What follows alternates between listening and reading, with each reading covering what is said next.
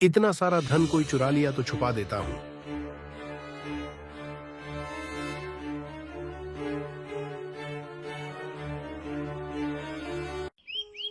बहुत समय पहले की बात है।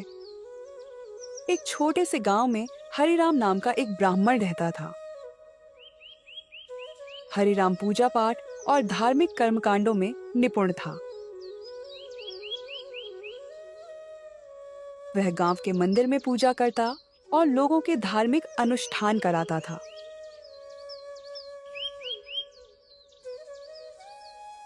गांव वाले उसका आदर करते थे क्योंकि वह धार्मिक और ज्ञानी था। लेकिन हरिराम में एक बुरी आदत थी, लालच। वह दान दक्षिणा में मिलने वाले वस्त्र, पैसे और भोजन से कभी संतुष्ट नहीं होता था।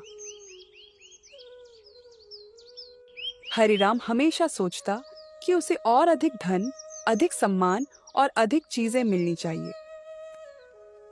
उसका यह लालच धीरे धीरे उसकी प्रतिष्ठा और जीवन पर भारी पड़ने वाला था। एक दिन गांव के मुखिया ने पूरे गांव में एक बड़ा धार्मिक आयोजन कराने की घोषणा की। मुखिया ने हरिराम से कहा, पंडित जी, इस यज्ञ का संचालन आप ही करेंगे। आप पूरे विधि विधान से पूजा और हवन कराइए। बदले में हम आपकी सेवा में कोई कमी नहीं छोड़ेंगे। हरिराम यह सुनकर बहुत प्रसन्न हुआ। उसने सोचा, यह अच्छा अवसर है। इतने बड़े आयोजन में लोग दिल खोलकर दान देंगे। मुझे बहुत सारी दक्षिणा मिलेगी। उसने तुरंत इस आयोजन का प्रस्ताव स्वीकार कर लिया। यज्ञ के दिन गांव में भारी भीड़ जुटी। हरिराम ने बड़े ध्यान और नियम से यज्ञ कराया। हवन की अग्नि जल उठी और मंत्रों का उच्चारण पूरे गांव में गूंजने लगा। ओम नमो भगवते वासुदेवाय, ओम नमो भगवते वासुदेवाय। यज्ञ के समाप्त होने पर मुखिया और गांव वालों ने हरिराम को दक्षिणा दी। हरिराम को अन्न, वस्त्र, पैसे और अन्य कीमती चीजें मिली। वह यह देखकर बेहद खुश हुआ। उसने मन ही मन सोचा, आज तो मेरी झोली भर गई। अगर हर दिन ऐसा होता तो मैं राजा की तरह जीवन जीता। यज्ञ समाप्त होने के बाद हरिराम अपनी दक्षिणा को एक बड़े कपड़े में बांधकर अपने घर लौटने लगा।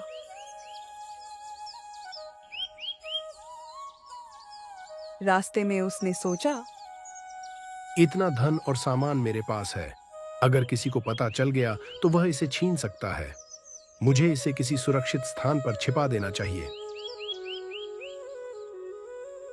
चलते चलते हरिराम एक जंगल के पास पहुंचा। जंगल सुनसान और शांत था। उसे एक बड़ा पेड़ दिखाई दिया। उसने सोचा, यह जगह बिल्कुल सही है। मैं यहाँ अपनी गठरी छिपा देता हूँ। कोई इसे नहीं ढूंढ पाएगा। हरिराम ने पेड़ के नीचे एक गड्ढा खोदा।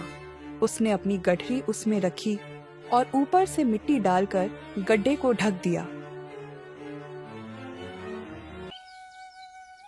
काम पूरा करने के बाद वह संतोष से अपने घर लौट गया।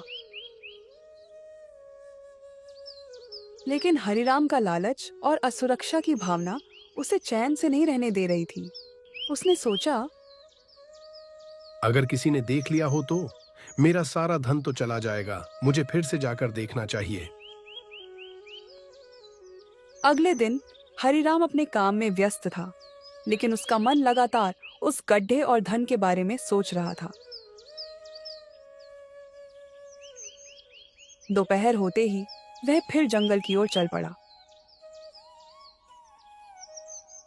उसने गड्ढा खोदा और गठरी को देखा। धन सुरक्षित था। उसने उसे वापस छिपा दिया और संतोष से घर लौट आया।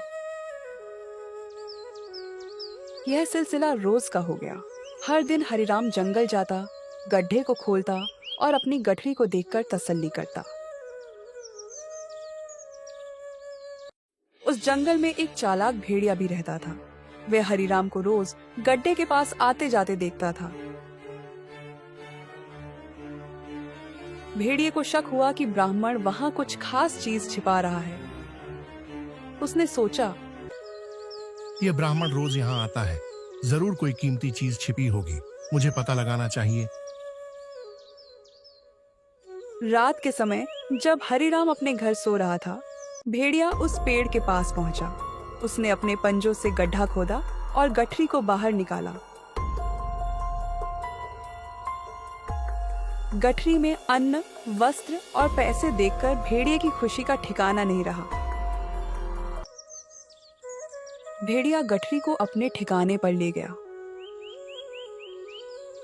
उसने सारा अन्न और कपड़े वहां छिपा दिए और पैसे भी सुरक्षित रख लिए। अगले दिन हरिराम हमेशा की तरह जंगल गया। उसने गड्ढा खोदा, लेकिन वहां कुछ नहीं मिला। उसकी गठरी गायब थी। वह घबरा गया और जोर जोर से रोने लगा। हे भगवान, मेरा सारा धन कहाँ गया? यह तो मेरा था, अब मैं क्या करूं? हरिराम इधर उधर देखने लगा, लेकिन उसे कहीं भी उसकी गठरी नहीं मिली। वह उदास होकर घर लौट आया। घर लौटकर हरिराम ने अपनी गलती पर विचार किया। उसे समझ में आया कि उसकी लालच ने ही उसे इस मुसीबत में डाला है। उसने सोचा, यदि मैं इतना लालची न होता और धन को सुरक्षित अपने घर ले आता तो यह चोरी नहीं होता। अब मुझे समझ में आया कि लालच ने मुझे कितना अंधा बना दिया। हरिराम ने भगवान से प्रार्थना की, हे प्रभु, मुझे माफ कर दो। मैं लालच के कारण अपना सब कुछ खो बैठा। अब मैं कभी लालच नहीं करूंगा। मुझे संतोष का रास्ता दिखाइए। जब गांव वालों को हरिराम की परेशानी का पता चला तो उन्होंने उसे समझाया, पंडित जी, धन का उपयोग दूसरों की भलाई के लिए करना चाहिए। इसे छिपाने या जमा करने से कोई लाभ नहीं होता। जो लोग संतोष और सादगी से जीते हैं, वही सच्चा सुख पाते हैं। हरिराम ने गांव वालों की बात मानी और वादा किया कि अब वह लालच से दूर रहेगा।